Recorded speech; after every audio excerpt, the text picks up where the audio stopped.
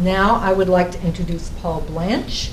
Paul has had 45 years nuclear power experience, Navy submarine reactor operator and instructor, BS Engineering, 1972, registered professional engineer, Westinghouse Engineer of the Year, participated in design of Millstone and Connecticut nuclear power plants, 3 Mile Island expert witness, David Bessie expert witness, and testified before the U.S. Senate, Vermont, and Massachusetts legislators employed by consultants to Millstone, Connecticut Yankee, Maine Yankee, Indian Point Consolidated, Con Ed, Electric Power and Research, Nuclear Energy Institute, state agencies, numerous law firms, and Riverkeeper. So please let's give a nice welcome to Paul Blanch.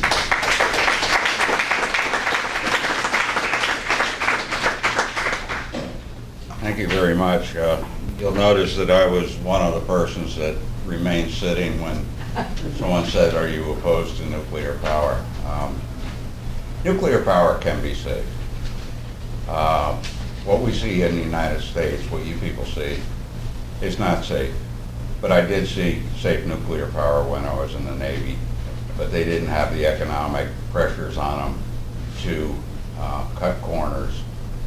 And I used to sleep for months on end within 100 yards of a nuclear power plant, and it was safe. And I still feel as though the Navy plants are safe.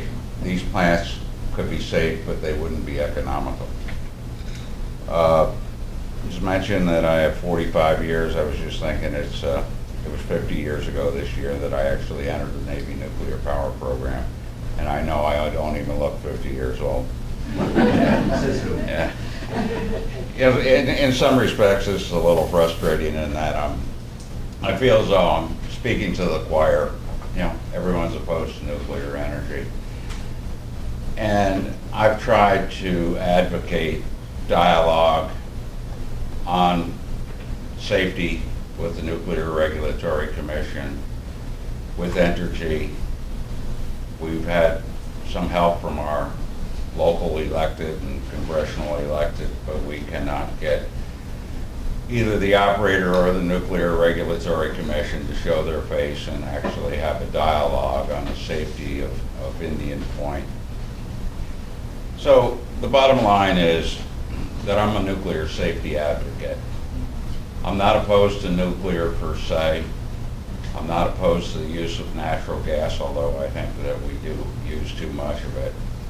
What I'm opposed to when it comes to Indian Point and the other nuclear power plants in the United States is the way they're regulated or not regulated. And that's the fault of the NRC. That's what makes them unsafe. And if the NRC actually did their job and did their job at Indian Point would not be operating today.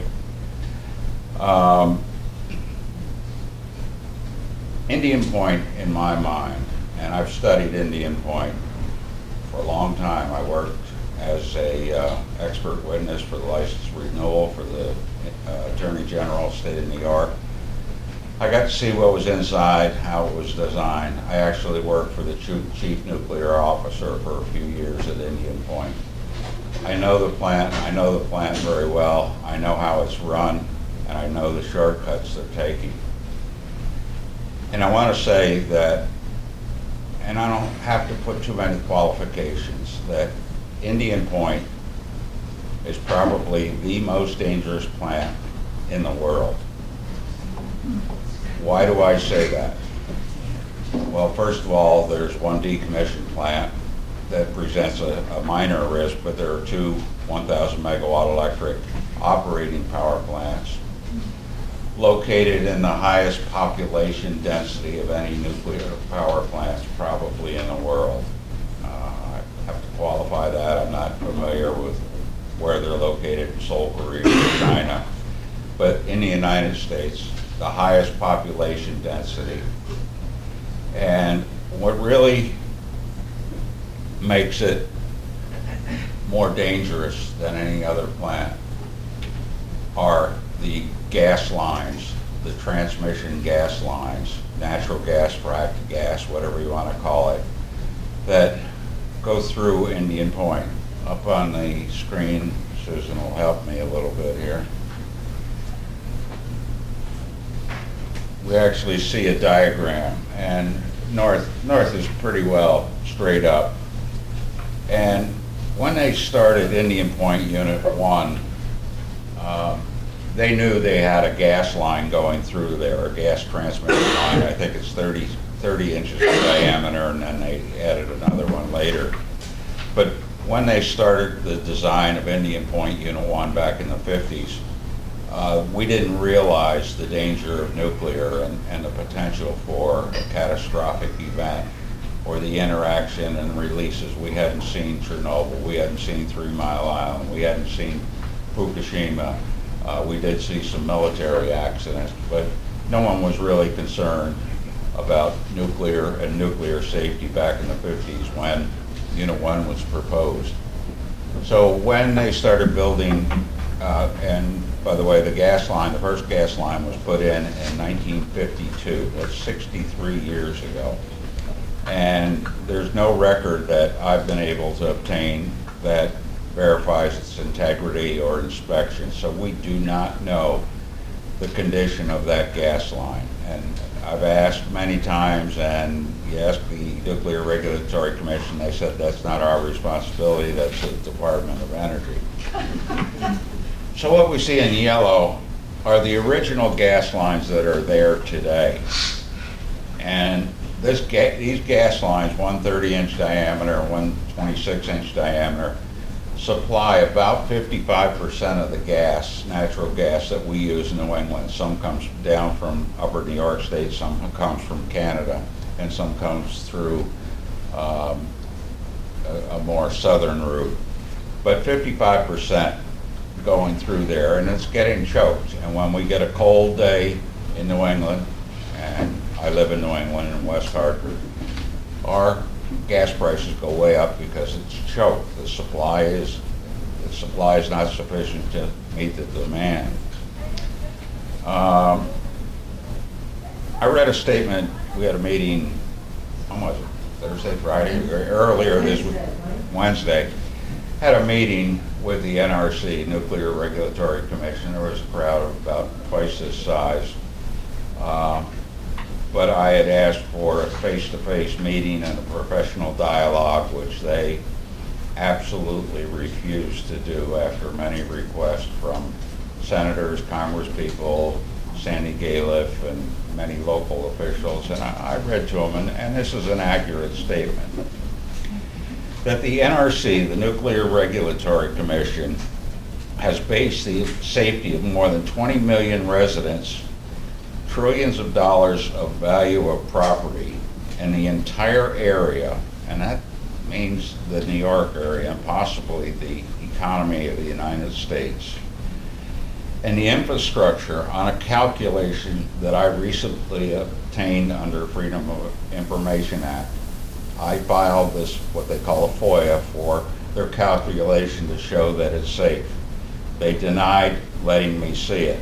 I appealed that decision, and through some political influence from Senator Markey, got him to release the calculation.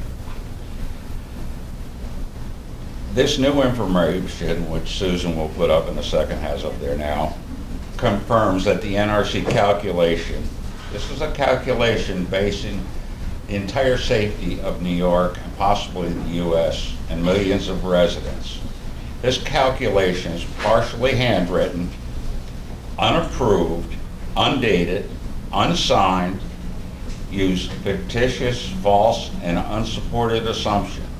This NRC calculation supported the FERC approval of the new 42-inch gas line and the transportation of thousands of tons of TNT equivalent across and in the vicinity of the nuclear power plants.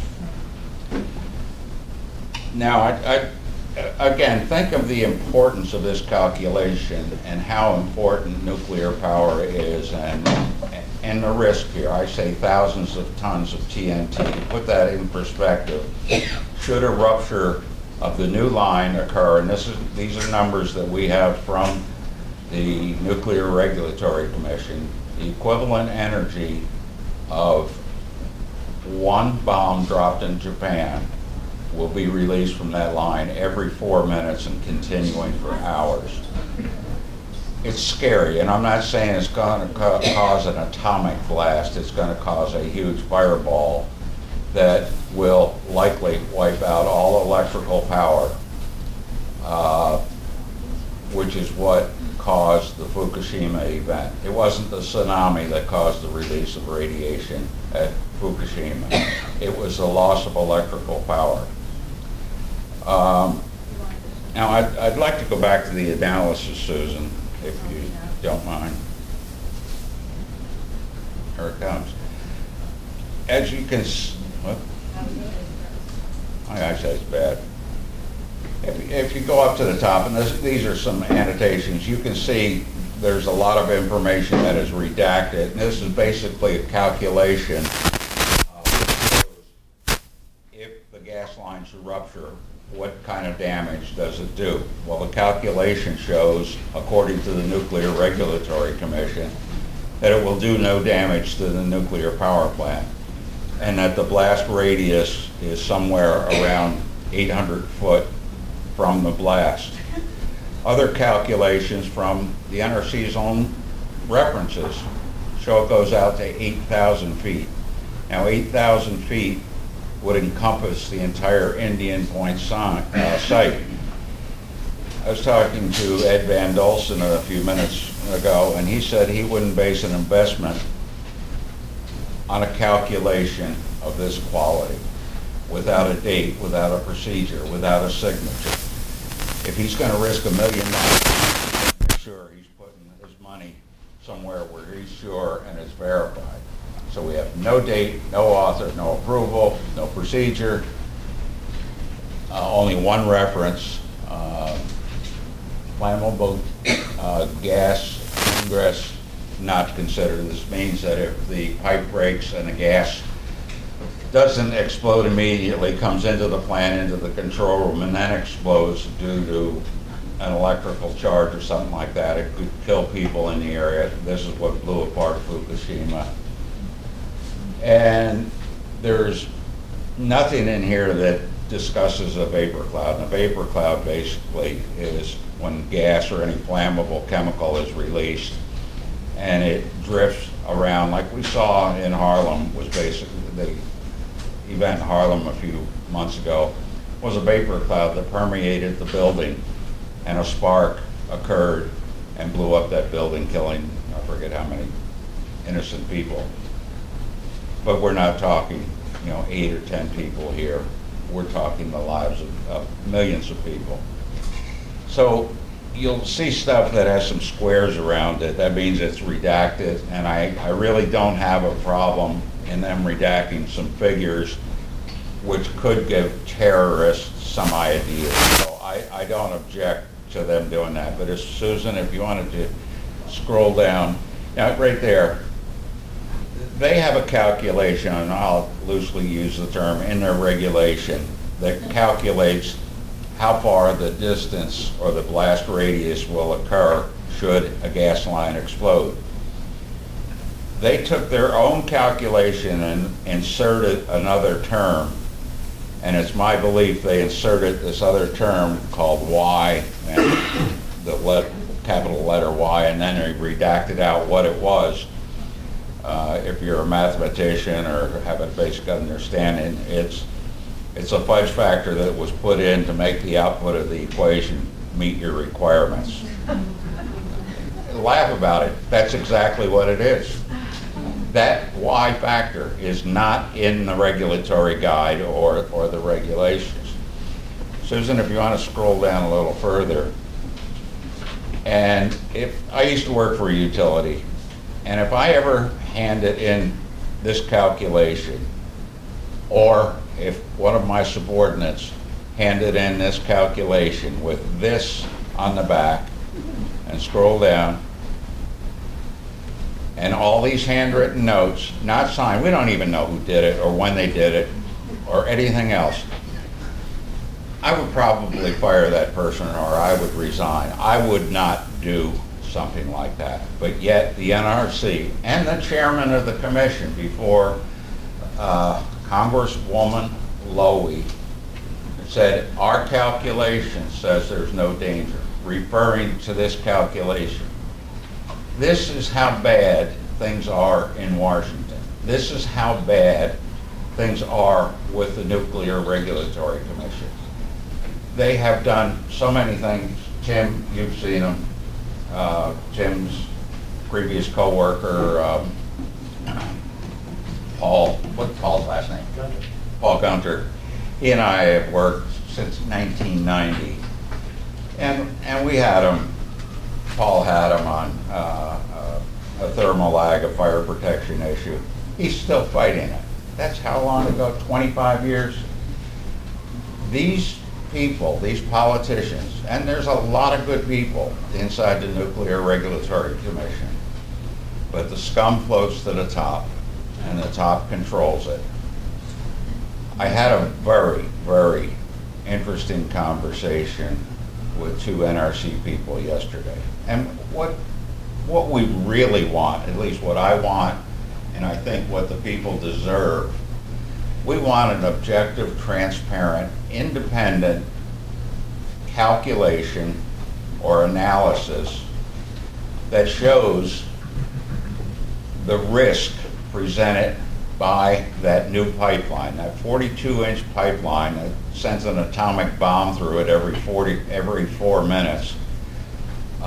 We want it done by experts. The NRC essentially mentioned, Susan, maybe you have a different perspective on it, but in the meeting we had the other day with the NRC, they almost admitted that they have no expertise in gas lines. They did. Okay, so we have an agency that is doing this calculation right here that you saw, handwriting, not signing it, with the agency responsible for it, and admitting they don't have any engineering expertise in gas line dynamics. Now, I'm an engineer. I can understand what they're saying. They have engineers that can understand a textbook. That's what they used. We have the world-renowned expert, Richard Cooperwitz, that says basically what the NRC is doing is BS. Now, what is the impact of that?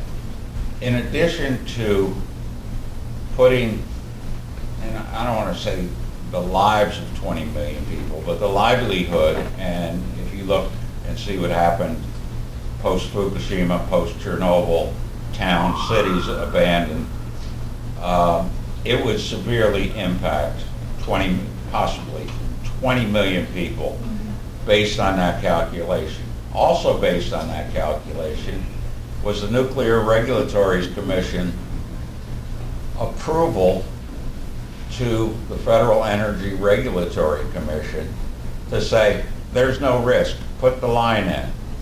So the Federal Energy Regulatory Commission, based on fictitious input from the Nuclear Regulatory Commission, based on fictitious input from Entergy, the new line's going in. We are trying everything in our power.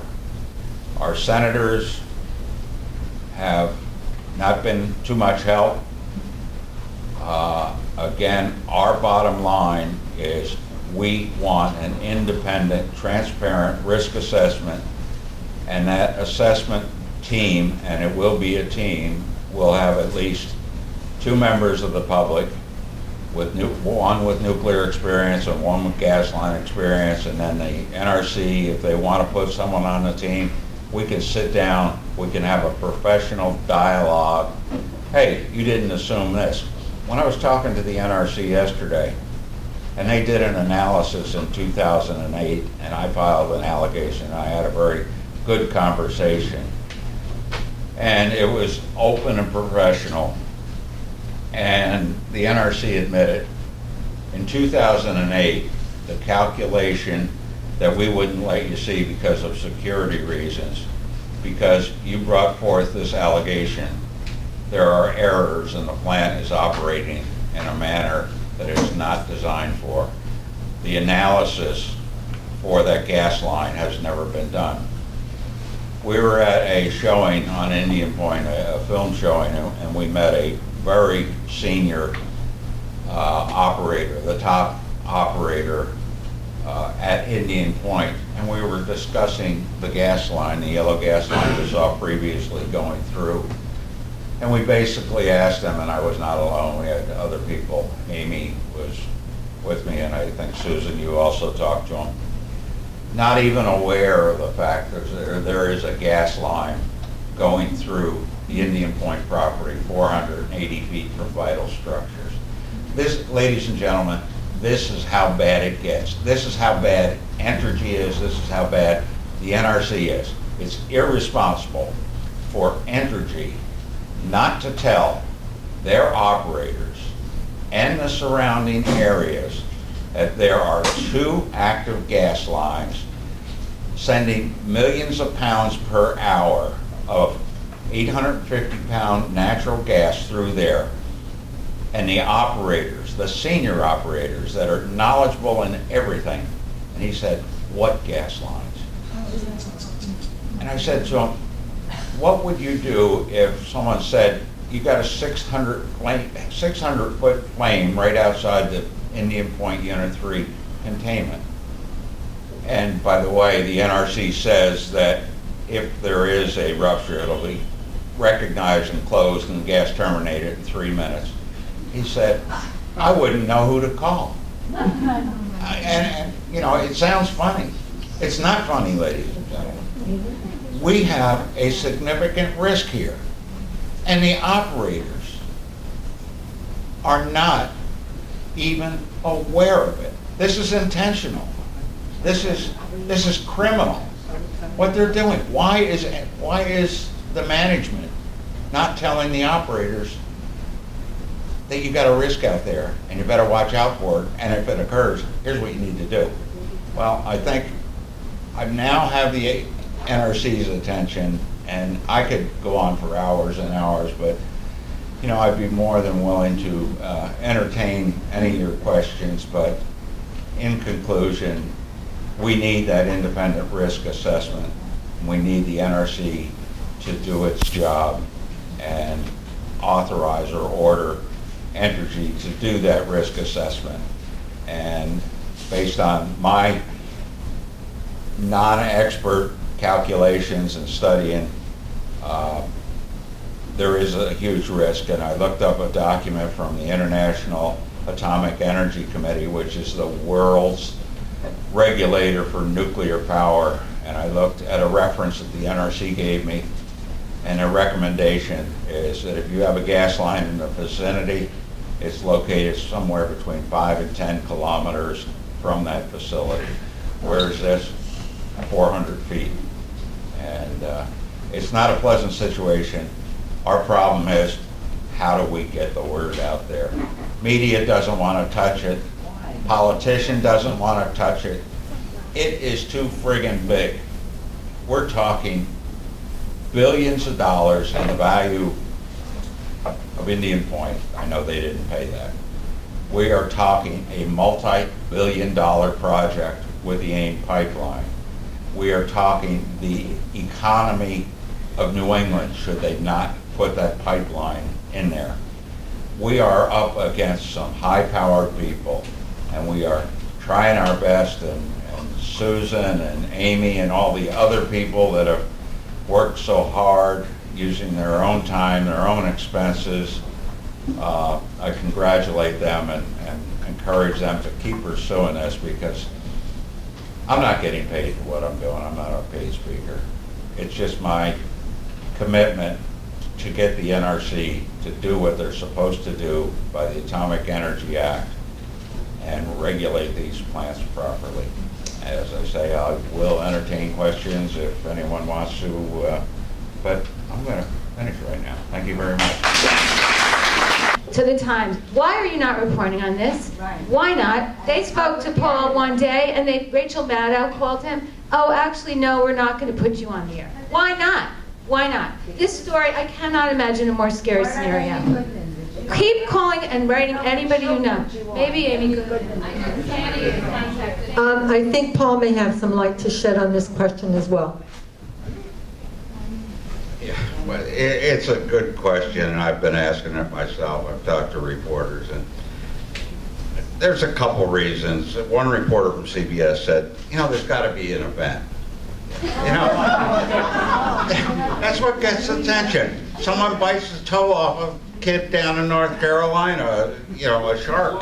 That gets the attention. It gets more attention than 20 million people. There has to be an event. There's no event. But I've got a bunch of questions, a bunch of good questions. I'm not sure I'm going to get time for all of these, and I'll try to provide real quick answers. If investors wouldn't buy with this kind of risk assessment, what about legal action by owners of property put at risk? We're going to pass the hat and hope we can raise $30 million today, because the state of New York spent $30 million, I estimate, on their litigation against the NRC. Fortunately, I received this very, very small portion of that as an expert. And we got a long way. And we actually won in court, at least my issue. And what happened? It went to the commission. That's 5 members appointed by the president. And they overruled it. Kangaroo court. Right. It's just, we cannot afford litigation. It would take years, even if you win appeals.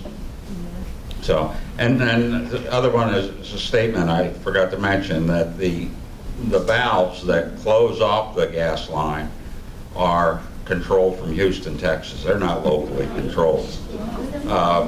Someone has to call Houston and say, hey, you got a fire. And there's not one valve that has to be shut. Yeah. Another one, is there any independent, I think it's civilian oversight panel of the NRC? Congress. Congress? Well, supposedly the Inspector General is. And I've worked with the Inspector General's office, and I'm working with the Inspector General office. But again, we're talking politics here. The Inspector General's office years ago used to be great. Now they've become so politicized, I'm not sure they're really on our side. I not only have the Inspector General, but I've also got the Office of Investigation looking at this.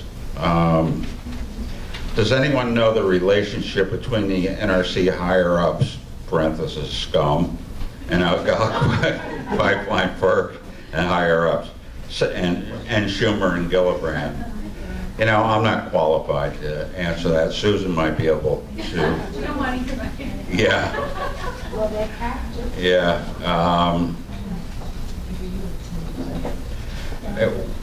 What group, the independent assessment of the AIM safety project, who has to approve this assessment? It's my belief that the NRC, because they have put their stamp of approval. I know they have the authority. They did it at Millstone. They did it at Davis-Besse. They have the authority to order, they did it at Vermont Yankee also, to order Entergy to charter an independent safety assessment with the following conditions. And what those conditions are subject to negotiation. It's not going to be an NRC contractor or an Entergy contractor. Can we transpose the San Bruno gas explosion adjusting for Indian Point? San Bruno was not looked at. We heard the NRC say that. They did not compare the San Bruno event to this analysis, which was somewhat of a shocker, but the San Bruno had about a 900-foot radius, but instead of a 42-inch pipe, it was a 30-inch pipe, and I believe it was operating at a lower pressure. Your view of the steel of nuclear power plants becoming dangerously brittle from years exposure to radiation, and therefore renewal after design life is wrongful. That's true. That used to be the limiting factor, and it's called embrittlement of the reactor after so many years. Somehow they got out their magic wand and did a very, very precise calculation like here. It says it'll last forever. I'm sure it was the same quality of calculation. I sound funny, but ladies and gentlemen, Tim, you've seen this agency. You know how they operate. The U.S. military produces more Superfund sites than the U.S. industry. Probably true. The military and their nuclear sites, especially out at Idaho Falls, Idaho, where they store all their spent fuel, and we've recently seen the waste isolation project in New Mexico, military site. We've seen Hanford, we've seen Savannah River, we've seen Oak Ridge. The military has made a mess, not out only of their bomb making, but also for their fuel processing for naval reactors and their fuel disposal for naval reactors.